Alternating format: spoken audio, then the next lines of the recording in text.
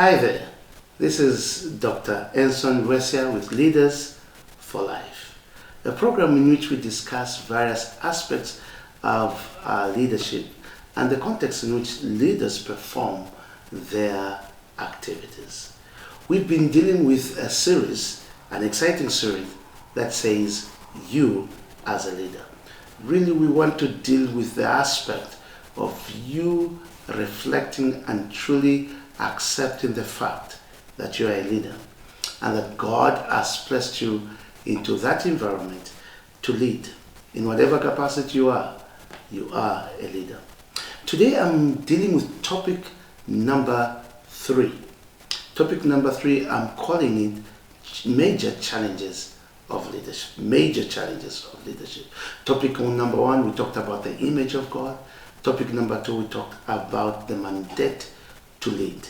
Today we want to talk about the major leadership challenges. Now this is a significant aspect because when we realize that we have the capacity and we have the mandate to lead, we need now to start asking ourselves, in which context are we going to lead? And what does leading really mean? So leading is about influence, but the context in which we lead is full of challenges. And I want to isolate two major challenges. And within these two major challenges exists 1,000 plus one challenges. The two major leadership challenges. The first one is the context in which leadership is practiced. The context in which leadership is exercised or dispensed. The context in which we exercise leadership is human context. It is a context that has been tainted with human sin. So everything around this context, the environment around this context, has had an impact from the sin of humanity. When God was judging the serpent and human beings for sinning or for going against his law, he also passed on judgment to the environment. This is what he said when talking to Adam. He said, the earth will be full of thorns because of you. The earth could have its own challenges because of you. And that whatsoever you are going to do, you are going to have sweat to get it. You are going to work extra hard, which implies before the fall of human beings, whatever God called as tilling the land would have not been very exhausting, would have been just merely enjoyable, or tilling the land and having the fruit from the land. But after sin, in chapter number 3 of Genesis, God is very clear. He says, the earth shall bear thorns. Number 2, you shall have sweat to get anything you want to get. So I want us to isolate this environment full of thorns. This earth full of thorns. So it means the context in which leaders perform their activities is not a perfect context. There are a lot of challenges, evil, weaknesses, catastrophes in this earth.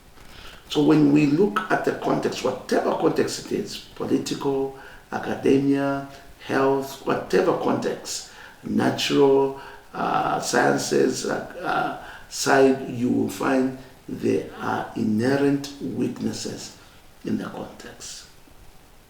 The environment actually can be able to create something that is even dangerously evil against human beings, because the context, the environment has been tainted by the sin of humanity.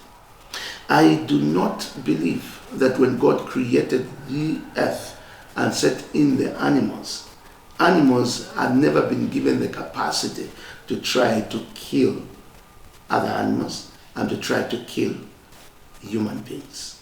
Today, if you were to go into in the wild, animals would be able to kill you. Animals will be able to dominate you. Why? Because the context has become dangerous. Everywhere we are, the context has become dangerous. Even just human context, it has become dangerous. So the context of leadership, where we practice leadership, is never perfect. Actually, it's dangerously evil. That you can be found wanting if you thought it is not evil. The context in which we practice leadership, whatever context, is not a perfect context, and you will have to realize it can destroy you. The very context in which you are leading, no matter what it is, whether you call it peaceful, you call it tranquil, you call it traditional, you call it cultural, every context is embedded with sin. So the people that lead in those contexts must be aware of what are the challenges that are in the context. That is a major arena of leadership challenges, the context. So wherever you go, you will find that there are complications in context. There are things, elements in the society, the environment where we are, that become, chaotic, even without human intervention, even without human triggering anything. But the context is just chaotic.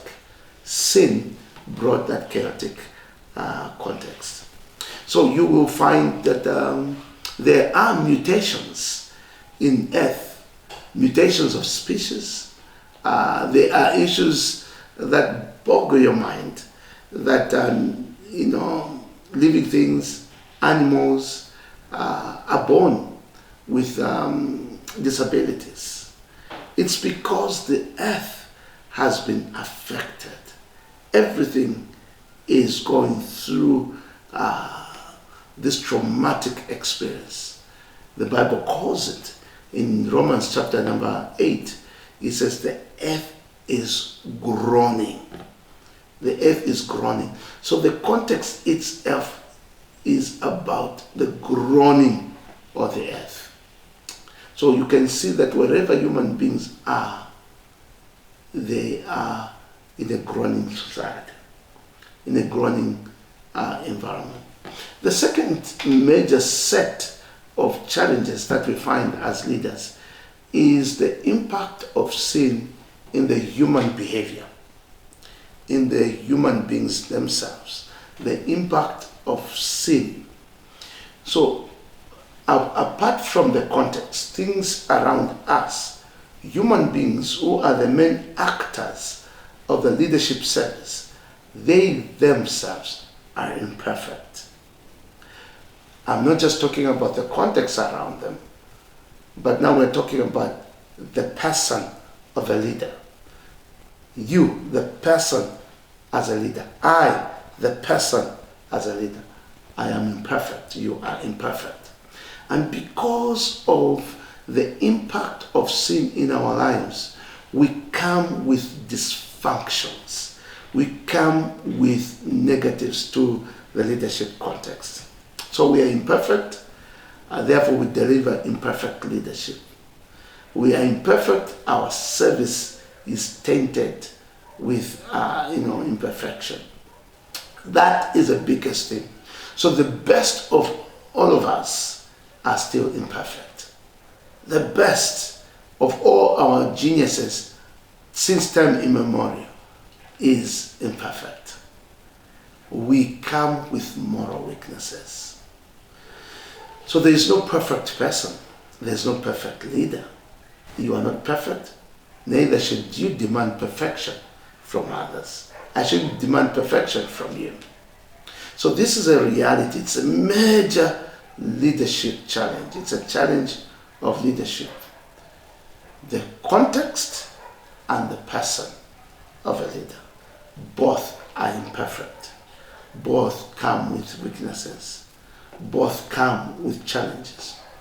the imperfection that is in human beings is terribly strong. How does this work? Because we come with biasness. We come with our own selfish ambitions. We come with our own selfish interests.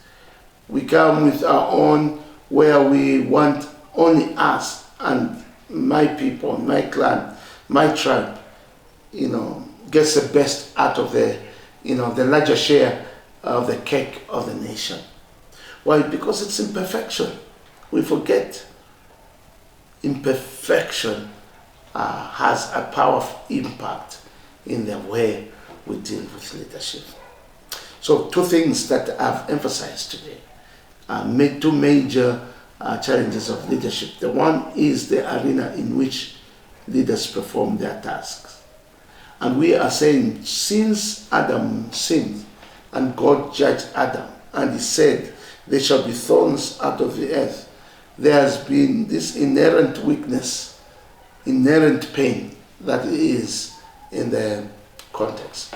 The second area is human beings themselves. Because of the sin that was imputed to me, I also carry major weaknesses. You also carry major weaknesses. Therefore, as you deliver leadership, your leadership is imperfect. As I deliver leadership, my leadership is imperfect. It's a very, very strange scenario that both of the context and the human life are both laced with imperfection. Now, I need to throw in an important implication. An important implication is that because of these 2 major challenges, we will come to realize that there is complexity of problems that we deal with. There's complexity of problems that we deal with. Because the complexity begins in the context, the complexity comes out of our behavior and out of our psychic, out of our spiritual stand. So leaders face the complexity of life. It's a highest level of complexity. That's where we come from, to deal with complexity. But the question is, how do we go about doing this? I want us to throw one statement here. It is important for us to always reflect on the solutions we make. Why? Because every season comes with its own complexity. And every season we develop solutions for it. Every season comes with its complexity. And every season we struggle to provide solutions for it. Here's a major implication, therefore, is that the solutions we provided yesterday for the difficulties of yesterday are not capable to handle the problems of today. I'll repeat. The solutions we provided yesterday for the challenges of yesterday are not capable to handle the challenges of today. So leadership must be in a constant state of evolution, constant state of development, because the context is always becoming complex. The context of human beings is always becoming complex. Therefore, if we want to assume that the leadership and the solution we provided yesterday is capable to take us to the challenges of today, we are assuming wrongly. Complexity grows. Complexity grows. Let me give you the scenario where we are as Africa or as Malawi. 10, 15 years ago, our populations were low. We were not where we are, about 18. 20 years ago or so, our population maybe we were 10 million or less than that. 10 or 20 years ago, our infrastructure that we had was enough to take care of what the population we were and the challenges we had. The infrastructure, the human resource, was enough. Fast forward 20 years later, fast forward, the population has added 8 to 10 million. The infrastructure is the same. The leadership capacity is the same. The knowledge capacity from academia is the same. The companies that were able to provide the solution all over actually have dwindled. Our companies that we had more companies 20 years ago or 25 years ago. We have less companies now. Yet we are pretending that the capacity of providing the solutions that we had yesterday is still the same capacity to provide solution today. No way. The challenges have become more complex. Therefore, our leadership must always develop. So I challenge you. I challenge the politicians. I challenge the academia. I challenge the church. I challenge the person in the pulpit. The solutions we provided yesterday is not enough for today's complexity. I can just bring it also in the family. Marriages 20 years ago, the challenges they used to have are not equal to now. In 20 years ago, 30 years ago, most of couples had only one person who was bringing, especially in the modern, rather in the urban centers, only one person was a breadwinner, the man. And the woman depended entirely on the man. Today, in the urban centers, it's totally different. Both the man and the woman are breadwinners. And there are even some circumstances where the woman makes more money than the man. And the challenges are enhanced. The challenges are increased. Therefore, the things that bothered our parents 30 years ago, 40 years ago, are totally different by the things that bothers us. Therefore, if we pretend that the solutions that we provided to our families, to the marriages 30 years ago, is the same solution we should provide to the challenges in today, we are mistaken. Why? Because the challenges we have grow in their complexity. The challenges we have, they grow in their complexity. Why? Because the context in which we live in grows in its complexity. Therefore, we need always to have new solutions. New solutions.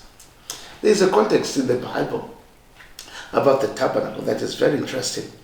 That in the holy place, not in the Holy of Holies, but in the holy place, on the right side, there used to be a table where loaves of bread were supposed to be put in. Loaves of bread representing the word of God, that God would provide the word. But those loaves of bread were supposed to be removed every day. A set of fresh bread was supposed to be put there. And on the left, there was a candlestick with 7 candlesticks, a lamp with 7 candlesticks. It's called the menorah. That menorah was supposed never to dim its light, ever fresh. The bread ever fresh. Similarly, our solutions must be ever fresh. The complexity is a lot. Just look everywhere, the complexity that we are experiencing, the complexity in our urban centers, the complexity in agriculture, the complexity in education, the complexity in our health situation.